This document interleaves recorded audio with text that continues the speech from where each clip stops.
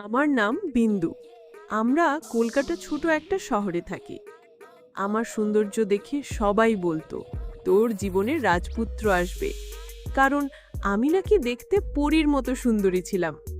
সবাই বলতো তোর ভাগ্য অনেক ভালো রে, তোর শ্বশুরবাড়িকে তুই উজ্জ্বল করে রাখতে পারবি।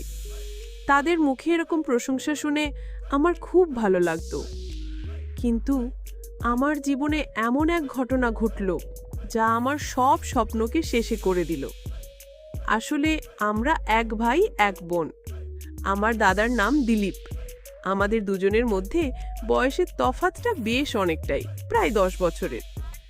আমি যখন সবেমাত্র স্কুল ডিঙিয়ে কলেজে পা দিয়েছি, দাদা তখন বিশ্ববিদ্যালয়ের শেষ বর্ষের ছাত্র। দাদা ছিল আমার পৃথিবী। ছোটবেলা থেকে বেড়ে উঠেছি দাদার হাত ধরে। আমার কাছে দাদা শুধু বড় ভাই ছিল না, ছিল আমার সবচেয়ে কাছের বন্ধু, আমার পরামর্শদাতা, আমার নায়ক।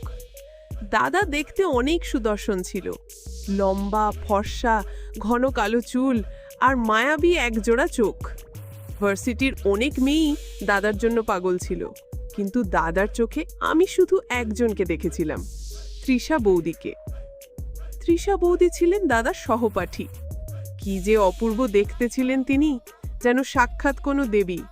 লম্বা চুল, টানা টানা চোখ, আর তার হাসিতে মুক্ত ঝরে পড়ত। আমি দাদাকে প্রায়ই বলতাম, দাদা, বৌদি কিন্তু ভারী মিষ্টি, তুমি তাড়াতাড়ি তাকে আমাদের বাড়ির বউ করে নিয়ে এসো, আমার একজন খেলার সাথী হবে।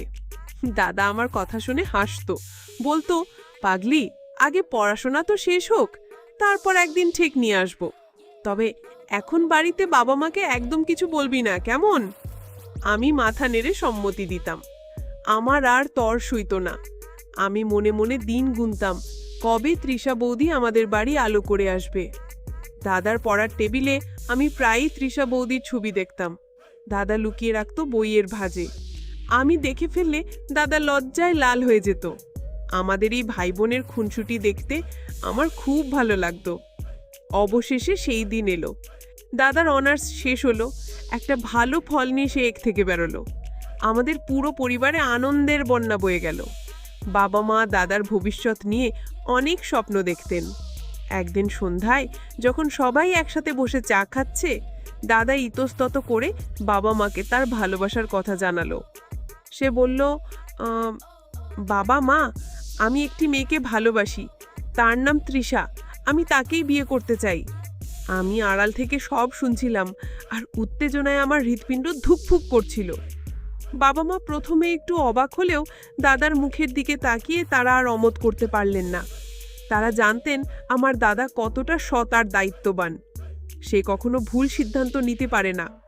বাবা বললেন, ঠিক আছে, তোর পছন্দই আমাদের পছন্দ, মেয়েটির পরিবারের সাথে আমরা কথা বলবো। এরপর সব খুব দ্রুত ঘটে গেল। দুই পরিবারের মধ্যে কথা হলো, দিন তারিখ পাকা হলো, আমাদের বাড়িতে বিয়ের ধুম লেগে গেল। কত আনন্দ, কত আয়োজন, আমি যেন আকাশের চাঁদ হাতে পেলাম। আমার একমাত্র দাদার বিয়ে, আমার আনন্দের কোনো সীমা ছিল না। গায়ে হলুদ, বিয়ে, বৌভাত, প্রতিটি অনুষ্ঠানে বাড়িটা যেন উৎসবে মেতে উঠেছিল।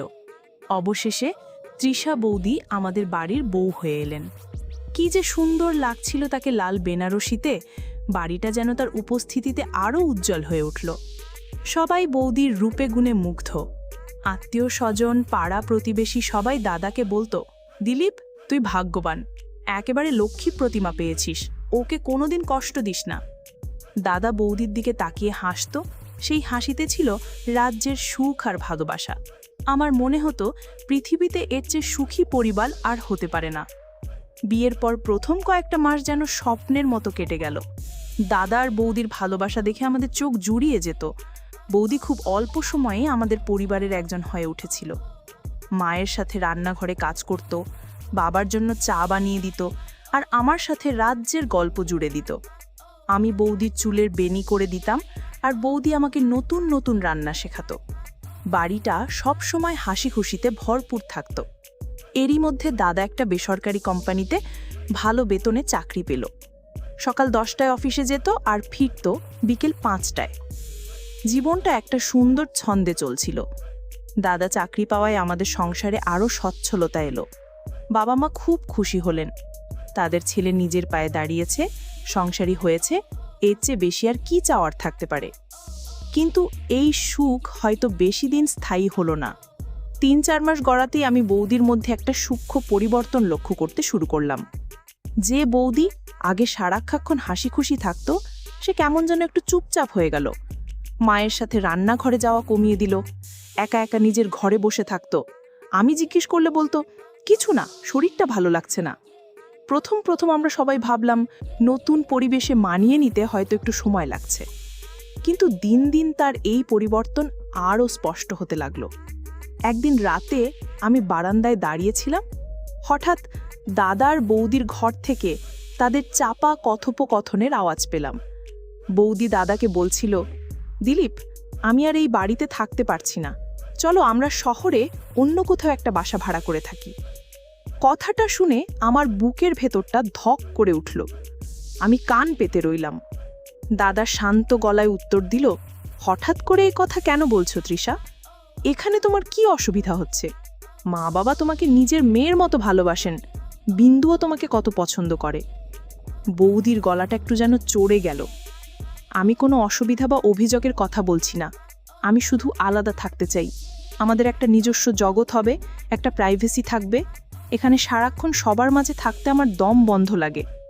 দাদা বোঝানোর চেষ্টা করলো, তৃষা, তুমি বোঝার চেষ্টা করো, আমি আমার বৃদ্ধ বাবা মাকে ছেড়ে কিভাবে একা থাকব? আর তাছাড়া আমার যা মাইনে তাতে শহরে একটা ভালো বাসা ভাড়া করে সংসার চালিয়ে আবার গ্রামের বাড়িতে টাকা পাঠানো সম্ভব না।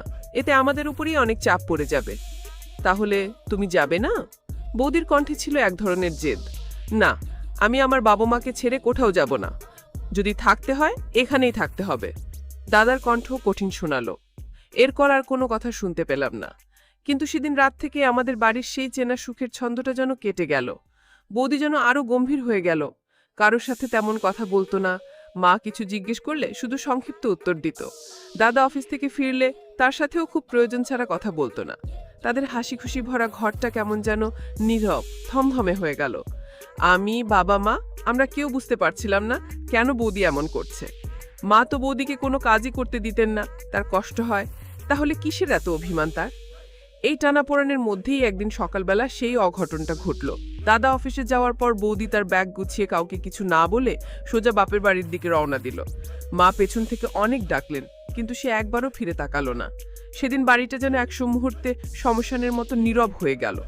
বৌদি বাড়ি থেকে চলে যাওয়ার পর দাদা একেবারে ভেঙে পড়ল। অফিস থেকে ফিরে যখন শুনল তৃষা চলে গেছে, সে পাথরের মতো স্তব্ধ হয়ে গেল। তার ফর্সা মুখটা এক নিমিষে ফ্যাকাশে হয়ে গেল। সে নিজের ঘরে গিয়ে দরজা বন্ধ করে দিল। সারা রাত ঘর থেকে কোনো শব্দ আসেনি। আমরা সবাই বাইরে থেকে অনেক ডাকাডাকি করলাম, কিন্তু সে দরজা খুলল না। পরদিন সকালে যখন দাদা ঘর থেকে বের হলো, তাকে চেনাই যাচ্ছিল না। চোখ দুটো টকটকে লাল, চুল উস্কো খুস্কো, মুখ শুকনো, মনে হচ্ছিল সারা রাত এক ফোঁটাও ঘুমায়নি। সেদিন থেকে দাদা কেমন যেন অন্য মানুষ হয়ে গেল। খাওয়া দাওয়া প্রায় ছেড়েই দিল। মা অনেক জোর করে 2-1 লোকমা খাইয়ে দিতেন। অফিসে যাওয়া বন্ধ করে দিল। সারাদিন নিজের ঘরে চুপচাপ বসে থাকতো, নয়তো তৃষার ছবি হাতে নিয়ে তাকিয়ে থাকতো। বাড়ির পরিবেশটা অসহনীয় হয়ে উঠল। মায়ের চোখে সবসময় জল, বাবা গম্ভীর হয়ে বসে থাকেন, আর আমি কি করব কিছুই বুঝতে পারছিলাম না। আমার চঞ্চল মনটা দাদার এই অবস্থা দেখে ভারাক্রান্ত হয়ে থাকতো। আমি দাদার কাছে গিয়ে বসতাম, তাকে সান্ত্বনা দেওয়ার চেষ্টা করতাম। বলতাম, দাদা, চিন্তা করো না, বৌদি হয়তো রাগ করে চলে গেছে, দেখবে ঠিকই ফিরে আসবে। দাদা আমার কথার কোনো উত্তর দিত না, শূন্য দৃষ্টিতে তাকিয়ে থাকতো। একদিন সে আমাকে বলল, বিন্দু, তুই একবার তোর বৌদির বাড়িতে যাবি, গিয়ে ওকে বুঝিয়ে সুঝিয়ে নিয়ে আয়, বলবি আমি ওকে ছাড়া বাঁচতে পারবো না। দাদার এই অসহায় অনুরোধ আমি ফেলতে পারলাম না। পরদিন আমি বৌদিদের বাড়ি গেলাম, কিন্তু সেখানে গিয়ে আরো বড় একটা ধাক্কা খেলাম। বৌদির মা বাবা জানালেন তৃষা এখানে নেই, সে নাকি শহরে তার কোনো এক আন্টির বাসা চলে গেছে। কেন গেছে, কোথায় গেছে, কোনো সঠিক উত্তর তারা দিতে পারলেন না। তাদের কথা শুনে আমার মনে হলো তারা কিছু একটা লুকাচ্ছেন। আমি হতাশ হয়ে বাড়ি ফিরে এলাম। দাদা আমার জন্য অধীর আগ্রহে অপেক্ষা করছিল। আমি যখন তাকে জানালাম যে বৌদি বাড়িতে নেই, শহরে চলে গেছে, সে যেন আরও ভেঙে পড়ল। তার চোখ দিয়ে অঝরে জল পড়তে লাগলো। একজন প্রাপ্তবয়স্ক শক্ত সমর্থ পুরুষকে এভাবে শিশুর মতো কাঁদতে দেখে আমার বুকটা ফেটে যাচ্ছিল। সেদিন থেকে দাদার অবস্থা আরও খারাপ হতে শুরু করলো। সে যেন বাস্তব জগৎ থেকে নিজেকে পুরোপুরি বিচ্ছিন্ন করে ফেলল। কখনো একা একা হাসতো, আবার কখনো অকারণে কেঁদে উঠত। রাতের বেলা তার ঘুম হতো না। আমরা সবাই যখন ঘুমিয়ে পড়তাম, দাদা তখন সারা বাড়ি পায়চারি করত। প্রায়ই দেখতাম সে আমার ঘরের দরজার সামনে এসে দাঁড়িয়ে আছে। আমার ঘরটাই তো আগে দাদা আর বৌদির ঘর ছিল। তাদের বিয়ের পর বাবা এই ঘরটা তাদের জন্য নতুন করে সাজিয়ে দিয়েছিলেন। বৌদি চলে যাওয়ার পর দাদা আর ওই ঘরে থাকতো না, সে বাইরের ঘরে সোফায় শুয়ে থাকতো। দাদার এই অদ্ভুত আচরণে আমরা সবাই খুব ভয় পেয়ে গেলাম। তার চোখের চাহনিটা কেমন যেন অস্বাভাবিক হয়ে গেল। মাঝে মাঝে সে আমাকে দেখে চমকে উঠে বলতো, ওই তো তোর বৌদি আসছে, দেখ বিন্দু, তৃষা ফিরে আসছে। তার এই ধরনের কথা শুনে আমার শরীর হিম হয়ে যেত। আমি বুঝতে পারছিলাম আমার দাদাটা আগের মতো নেই। বৌদির চিন্তায় সে কেমন যেন অনমনা হয়ে যাচ্ছিল। দিন যত যাচ্ছিল দাদার অবস্থা ততই খারাপের দিকে যাচ্ছিল। একদিন সকালে আমি ঘুম থেকে উঠে ঘর থেকে বের হতে গিয়ে দেখি দাদা আমার ঘরের দরজার সামনে মেঝেতে শুয়ে আছে, একটা পাতলা চাদর গায়ে জড়ানো, শীতে কাঁপছে। আমি আটকে উঠে তাকে ডাকলাম, দাদা, দাদা, তুমি এখানে শুয়ে আছো কেন? কি হয়েছে তোমার? ঘরে চলো। দাদা আমার দিকে কেমন একটা ঘোর লাগা চোখে তাকালো। তারপর ফিসফিস করে বলল, এটা তো আমার আর তৃষার ঘর ছিল। এই ঘর ছেড়ে আমি কোথাও যাব না। এখানেই আমার তৃষার গন্ধ লেগে আছে। তার কথা শুনে আমার কান্না পেয়ে গেল। আমি বুঝতে পারছিলাম দাদার মানসিক অবস্থা একেবারে ঠিক নেই। সে বাস্তব আর কল্পনার মধ্যে পার্থক্য করতে পারছে না। আমি দাদাকে ধরে তোলার চেষ্টা করলাম, সে কিছুতেই উঠবে না। তার এক কথা, সে এখানেই থাকবে। অনেক কষ্টে মা আর আমি মিলে তাকে ধরে বাইরের ঘরে নিয়ে গেলাম। সেদিন থেকে দাদার মানসিক অস্থিরতা আরও বেড়ে গেল। সে ঠিকমতো খাওয়া দাওয়া করতো না, স্নান করতো না। আমরা কিছু বললেই খেপে যেত। তার একটাই কথা, আমার তৃষাকে এনে দাও, তাহলেই আমি সব করব। আমার হাসি খুশি প্রাণোচ্ছল দাদাটা এভাবে চোখের সামনে তিলে তিলে শেষ হয়ে যাচ্ছে, এটা আমি আর সহ্য করতে পারছিলাম না। আমি বাবাকে বললাম, বাবা, দাদাকে একজন ভালো ডাক্তার দেখানো দরকার। আমার মনে হচ্ছে দাদার মানসিক সমস্যা হয়েছে। বাবা দীর্ঘশ্বাস ফেলে বললেন, আমিও তো তাই ভাবছি, কিন্তু ওকে তো বাড়ি থেকেই বের করা যায় না। ডাক্তারের কাছে নিয়ে যাব কি করে? আমি ঠিক করলাম আমাকেই কিছু একটা করতে হবে। আমি ইন্টারনেট ঘেঁটে শহরে একজন ভালো মনোরোগ বিশেষজ্ঞর খোঁজ নিলাম। তারপর একদিন দাদার মনটা একটু ভালো দেখে আমি তার কাছে গিয়ে বসলাম। খুব নরম সুরে বললাম, দাদা, চলো না আমরা একদিন শহর থেকে ঘুরে আসি। তোমাকে একজন ডাক্তারের কাছে নিয়ে যাব। ডাক্তার কিছু ওষুধ দিলেই দেখবে তোমার সব কষ্ট কমে যাবে, আর বৌদিও তাড়াতাড়ি ফিরে আসবে। ডাক্তারের কথা শুনেই দাদা ক্ষেপে গেল। আমি কোনো ডাক্তারের কাছে যাব না। আমি অসুস্থ নই, আমি ঠিক আছি। তোরা আমাকে অসুস্থ প্রমাণের চেষ্টা করছিস। তুই শুধু আমার তৃষাকে এনে দে, আর কিচ্ছু চাই না আমি। আমি হাল ছাড়লাম না। আমি জানতাম বৌদির নাম শুনলেই দাদা দুর্বল হয়ে পড়ে। আমি বললাম, দাদা, তুমি যদি ডাক্তারের কাছে না যাও তাহলে তো তুমি কোনোদিনও সুস্থ হবে না। আর তুমি সুস্থ না হলে বৌদি ফিরে এসে কি দেখবে? তুমি কি চাও বৌদি তোমার এই অবস্থা দেখুক? তুমি ডাক্তারের কাছে গেলেই দেখবে বৌদি ঠিক চলে আসবে। শেষের কথাটা দাদার মনে কিছুটা প্রভাব ফেলল। সে আমার দিকে কিছুক্ষণ তাকিয়ে রইল। তারপর হঠাৎ করে বলল, তুই যদি আমার একটা কথা রাখিস তাহলে আমি ডাক্তারের কাছে যেতে পারি। আমি যেন আধার সমুদ্রে এক চিলটে আলোর দেখা পেলাম। আমি সাথে সাথে বললাম, কি কথা দাদা, বলো। আমি তোমার সব কথা রাখবো, শুধু তুমি একবার চলো আমার সাথে। দাদা রহস্যময় হাসি হেসে বলল, এখন বলবো না, রাত্রে বলবো। আমি দাদার এই অদ্ভুত কথায় কিছুটা দ্বিধায় পড়লাম, কিন্তু তখন আমার একমাত্র লক্ষ্য ছিল দাদাকে ডাক্তারের কাছে নিয়ে যাওয়া। তাই আমি আর দ্বিরুক্তি না করে রাজি হয়ে গেলাম। বললাম, ঠিক আছে, তাই হবে। তাহলে এখন চলো, আমরা তৈরি হয়ে নি। আমি মনে মনে ভাবলাম, দাদার তো মনটা ভালো নেই, সে কি আর এমন বলবে? পার সুস্থতার জন্য এইটুকু তো করাই যায়। আমি তখনও জানতাম না সেই রাতের জন্য আমার জীবনে কত বড় এক রহস্য অপেক্ষা করছে। দাদাকে রাজি করানোর পর আমি আর এক মুহূর্তও দেরি করিনি। বাবাকে সব খুলে বললাম এবং সেদিনই বিকেলে আমরা দাদাকে নিয়ে শহরের দিকে রওনা হলাম। ডাক্তারের চেম্বারে পৌঁছানোর পর ওয়েটিং রুমে বসে দাদা সে কি অস্থিরতা। সে বারবার আমাকে জিজ্ঞাসা করছিল, ডাক্তারকে বললেই তৃষা চলে আসবে তো? তুই সত্যি বলছিস তো? আমি তাকে বারবার আশ্বাস দিয়ে শান্ত রাখার চেষ্টা করছিলাম। অবশেষে আমাদের ডাক পড়ল। আমরা ডাক্তারের চেম্বারে ঢুকলাম।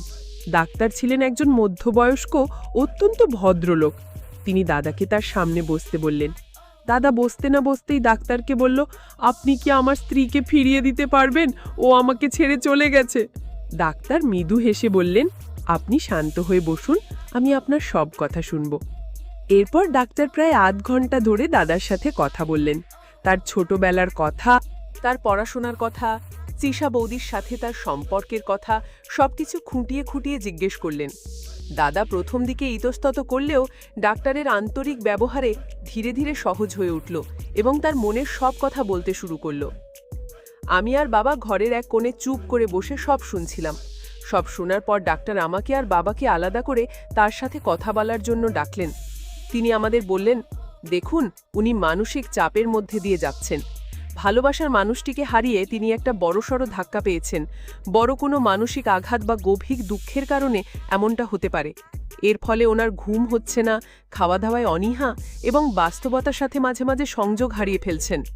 আমি উদ্বিগ্ন হয়ে জিজ্ঞেস করলাম, স্যার, দাদা কি তাহলে খুব বেশি ভেঙে পড়েছে? ও কি আর কখনো ভালো হবে না? ডাক্তার আমার মাথায় হাত রেখে বললেন, একদমই না, পাগল শব্দটা ব্যবহার করবে না। উনি অসুস্থ, এটুকুই। সঠিক চিকিৎসার পরিচর্যা পেলে উনি আবার আগের মতো সুস্থ হয়ে যাবেন।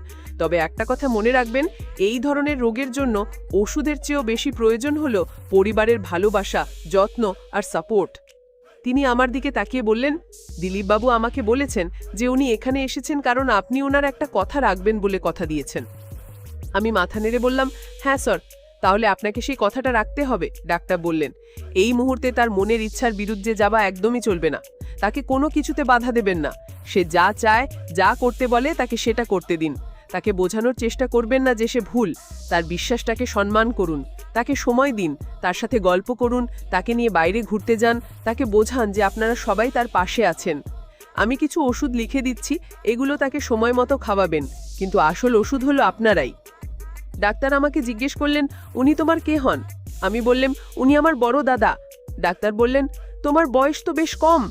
পরিবারের অন্য কোনো প্রাপ্তবয়স্ক সদস্য যেমন তোমার মা কি পারতেন না এই দায়িত্ব নিতে? আমি দৃঢ়ভাবে উত্তর দিলাম, কোনো সমস্যা নেই স্যার। আমার দাদা এখন আমার কথা ছাড়া আর কারো কথা শোনে না। ওর জন্য আমি সব করতে পারি। ডাক্তারের মুখে একটা প্রশংসার হাসি ফুটে উঠল। তিনি বললেন, তাহলে তুমিই পারবে ওকে সুস্থ করে তুলতে। শুধু মনে রেখো, ধৈর্য হারাবে না। ডাক্তারের চেম্বার থেকে বেরিয়ে আমার মনটা কিছুটা হালকা হলো। অন্তত একটা পত্র পাওয়া গেল। আমি মনে মনে প্রতিজ্ঞা করলাম, যেমন করেই হোক আমি আমার দাদাকে আবার আগের মতো সুস্থ হাসি খুশি জীবনে ফিরিয়ে আনবই। বাড়ি ফেরার পর আমি ডাক্তারের কথা মতো দাদার যত্ন নিতে শুরু করলাম। আমি তাকে সময় মতো ওষুধ খাওয়াতাম, তার পছন্দের খাবার রান্না করে দিতাম, তার সাথে বসে পুরনো দিনের গল্প করতাম। কিন্তু দাদার অস্থিরতা যেন আরও বেড়ে গেল। সে ঠিকমতো খাচ্ছিল না, গোসল করতে চাইছিল না। তার চোখে মুখে একটা চাপা উত্তেজনা আমি লক্ষ্য করছিলাম। একদিন দুপুরে আমি যখন তাকে খাবার জন্য ডাকতে গেলাম, সে আমার দিকে তাকিয়ে বলল, তুই তো আমার কথাটা রাখলি না। তুই আমাকে মিথ্যে কথা বলে ডাক্তারের কাছে নিয়ে গেছিস। আমি অবাক হয়ে বললাম, কোন কথাটা রাখিনি দাদা? তুমি তো আমাকে এখনো বলোইনি তোমার কি কথা। দাদা মুখ ঘুরিয়ে নিল। এখন বলবো না, রাতেই বলবো। আমি একটু দ্বিধায় পড়ে গেলাম। দাদা রাতে কি এমন কথা বলতে চায়? আমার মনের মধ্যে একটা অজানা ভয় কাজ করতে শুরু করলো। কিন্তু ডাক্তারের কথাগুলো আমার কানে বাজছিল। তাকে কোনো কিছুতে বাধা দেবেন না। আমি দাদাকে বললাম, ঠিক আছে দাদা, আমি তোমার কথা শুনবো। তুমি রাতে যা বলবে আমি তাই করব। কিন্তু তার আগে তুমি স্নানটা করে খেয়ে ওষুধটা খেয়ে নাও, না হলে তো তুমি আরও অসুস্থ হয়ে পড়বে। আমার কথা শুনে দাদা যেন কিছুটা শান্ত হলো। সে উঠে স্নান করতে গেল। তারপর টেবিলে এসে বসে অল্প কিছু খেলো এবং ওষুধটাও খেয়ে নিল। কিন্তু সারা দিন সে আমার সাথে আর একটাও কথা বলল না। শুধু মাঝে মাঝে আর চোখে আমার দিকে তাকাচ্ছিল। রাত যত গভীর হতে লাগলো, আমার বুকের ভেতরকার ভয়টাও তত বাড়তে লাগলো। বাড়ির সবাই ঘুমিয়ে পড়েছে। চারিদিক নিস্তব্ধ, শুধু ঘড়ির টিকটিক শব্দ শোনা যাচ্ছে। আমি নিজের ঘরে বসে দাদার জন্য অপেক্ষা করছিলাম। রাত প্রায় 12টা বাজে। তখন আমার দরজায় খুব আস্তে করে টোকা পড়ল। আমি বুঝলাম দাদা এসেছে। আমি দরজা খুলতেই দেখি দাদা দাঁড়িয়ে আছে। তার চোখ দুটো অন্ধকারেও যেন জলজল করছে। সে ফিসফিস করে বলল, ভেতরে আয়, কথা আছে। আমি দাদাকে নিয়ে তার ঘরে গেলাম। ঘরটা অন্ধকার, শুধু রাস্তার আবঝা আলো এসে পড়েছে। দাদা খাটের ওপর বসলো, আমিও তার পাশে গিয়ে বসলাম। দাদা কিছুক্ষণ চুপ করে রইল, তারপর একটা দীর্ঘশ্বাস ফেলে আমার দিকে তাকালো। তার দৃষ্টিটা ছিল অদ্ভুত। সেখানে ছিল কষ্ট, যন্ত্রণা আর গভীর এক অপরাধবোধ। সে বলতে শুরু করলো, বিন্দু, তুই তো আমাকে কথা দিয়েছিস, আমার কথা রাখবি? আমি কাঁপা কাঁপা গলায় বললাম, হ্যাঁ দাদা, আমি কথা দিয়েছি। তুই যদি আমার কথা না রাখিস তাহলে আমার কষ্টটা আরো বেড়ে যাবে এবং আমি হয়তো আর কখনো স্বাভাবিক হতে পারবো না। আমি দাদার এই নাটকীয় কথায় আরো ঘাবড়ে গেলাম। আমি ঢোক গিলে বললাম, কি করতে হবে দাদা, তুমি খুলে বলো। দাদা আমার চোখের দিকে সরাসরি তাকালো। তার কণ্ঠটা ধরে আসছিল। সে যা বলল তার শোনার জন্য আমি প্রস্তুত ছিলাম না।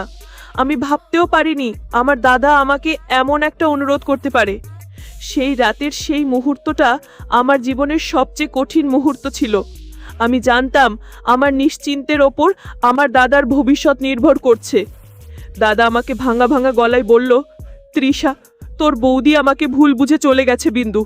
সবাই জানে ও আলাদা আলাদা থাকতে চেয়েছিল বলে আমি রাজি হইনি, তাই ও চলে গেছে। কিন্তু আসল কারণ এটা নয়। আসল কারণটা অনেক গভীর, অনেক যন্ত্রণার। আমি অবাক হয়ে দাদার মুখের দিকে তাকিয়ে রইলাম।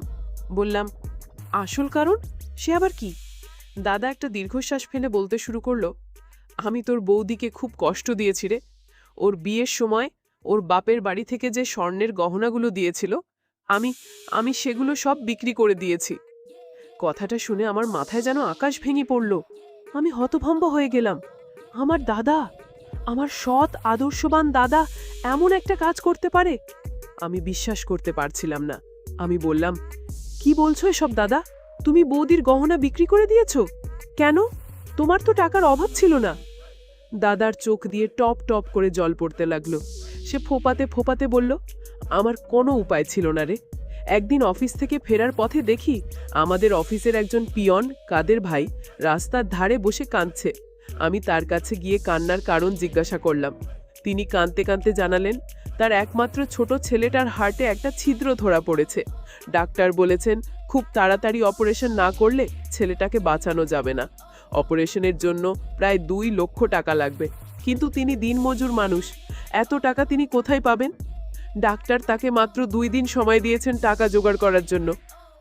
দাদা থামল, চোখ মুছে আবার বলতে শুরু করলো, কাদের ভাইয়ের ওই অসহায় মুখটা আমি ভুলতে পারছিলাম না। সারা রাত আমার ঘুম হয়নি। ছেলেটার মায়াবী মুখটা আমার চোখের সামনে ভাসছিল। আমি ভাবতে লাগলাম কিভাবে তাকে সাহায্য করা যায়। আমার নিজের জমানো কিছু টাকা ছিল, কিন্তু সেটা যথেষ্ট ছিল না। তখন আমার তোর বৌদির গহনাগুলোর কথা মনে হলো। আমি জানি কাজটা খুব অন্যায়, খুব ভুল।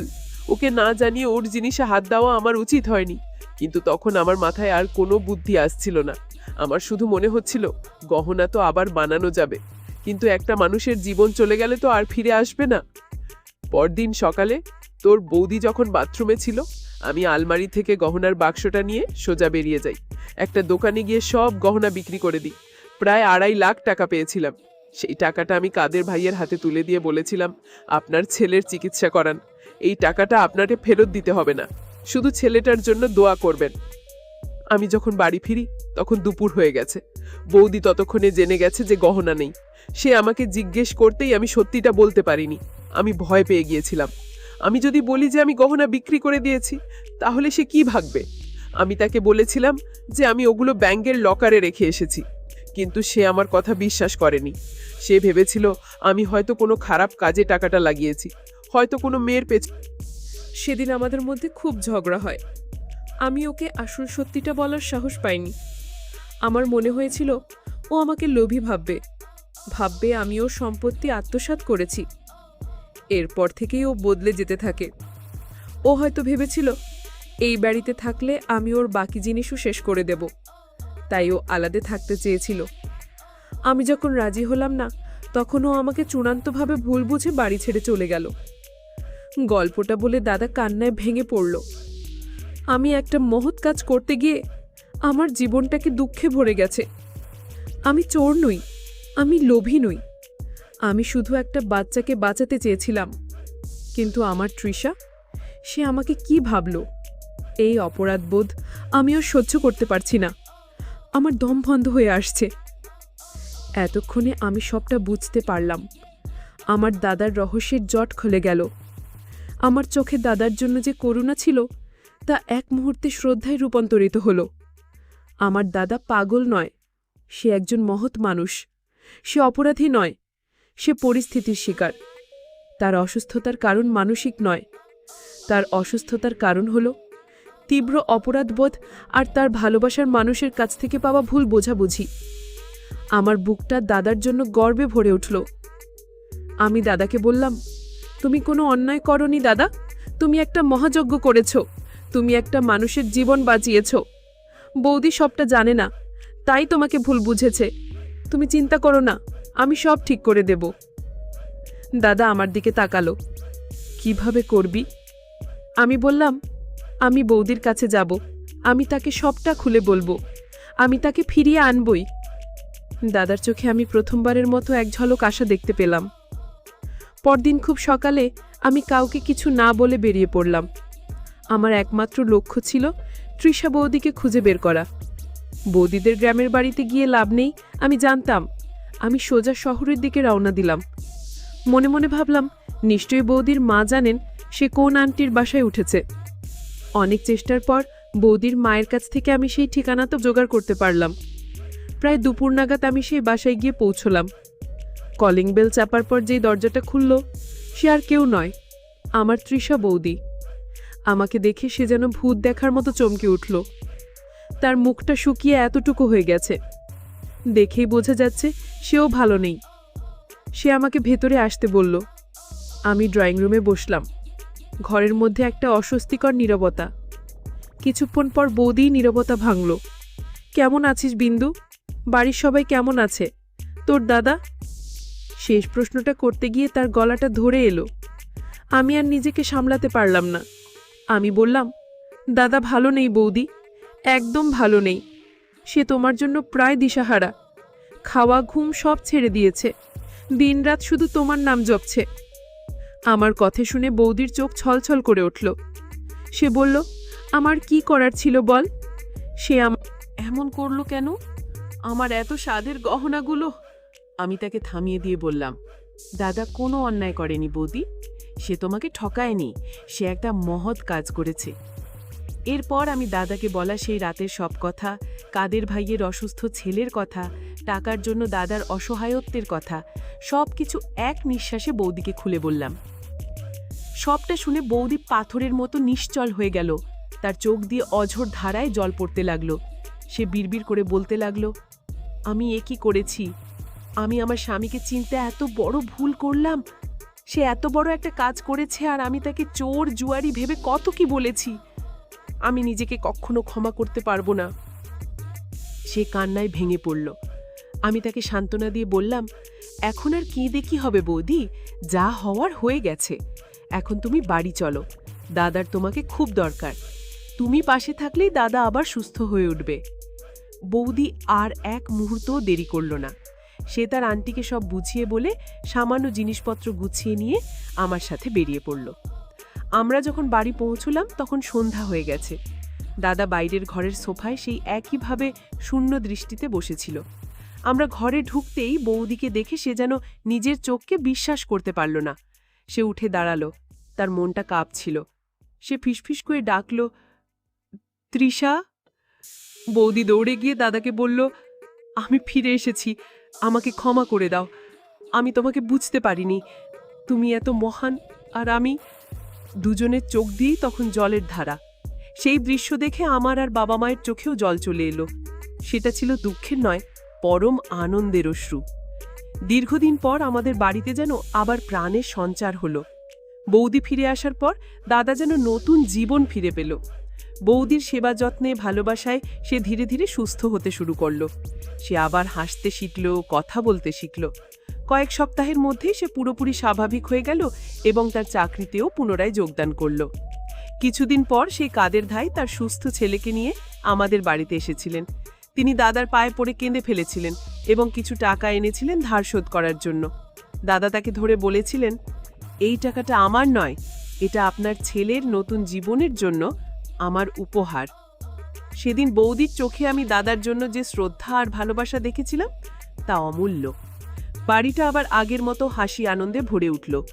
আমি আমার দাদাকে ফিরে পেয়েছি, আমার বাড়ি তার প্রাণ ফিরে পেয়েছে। আমি বুঝতে পেরেছি সত্যিকারের ভালোবাসা আর মহৎ কাজের কাছে কোনো রহস্যই গোপন থাকে না, একদিন না একদিন তা প্রকাশ পাবেই। আমার দাদার আসল রহস্য ছিল তার বিশাল হৃদয়ের মহত্ব। এই গল্প আমাদের এটাই শেখায় যে ভুল বোঝাবুঝি ও সঠিক যোগাযোগের অভাব একটি সম্পর্ককে কতটা ক্ষতিগ্রস্ত করতে পারে। জীবনে কঠিন সময় ভেঙে না পড়ে পরিবারের পাশে থাকা এবং প্রয়োজনে বিশেষজ্ঞের সাহায্য নেওয়া কতটা জরুরি, কারণ সবকিছুর শেষে সততা আর ভালোবাসারই জয় হয়। আজকের গল্পটি আপনাদের কেমন লাগলো তা অবশ্যই কমেন্ট করে জানাবেন। আপনাদের প্রতিটি মতামত আমাদের জন্য অনেক মূল্যবান। এমনই সুন্দর সুন্দর গল্প শুনতে আমাদের চ্যানেলটি সাবস্ক্রাইব করে পাশে থাকার অনুরোধ রইল। ধন্যবাদ।